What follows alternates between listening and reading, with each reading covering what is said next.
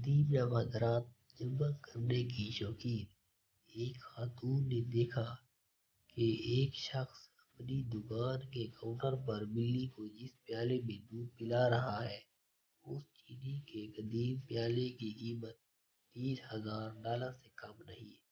خاتون نے سوچا کہ شاید یہ شخص اس پیالے کی قیمت سے ناواقف ہے۔ اس خاتون نے اپنے طور پر بہت چالاکی سے کام لیتے ہوئے کہا، جناب کیا آپ یہ بلی فروخت کرنا پسند کریں گے؟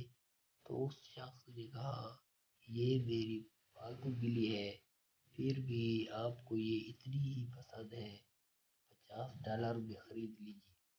خاتون نے فوراً $50 نکال کر اس شخص کو دیے اور بلی خرید لی، لیکن جاتے جاتے اس دکاندار سے کہا، میرا خیال ہے کہ اب یہ پیالہ آپ کے کسی کام کا نہیں رہا، براہ کرم اسے بھی مجھے دے دیجیے، میں اس پیالے میں بلی کو دودھ پلایا کروں گی۔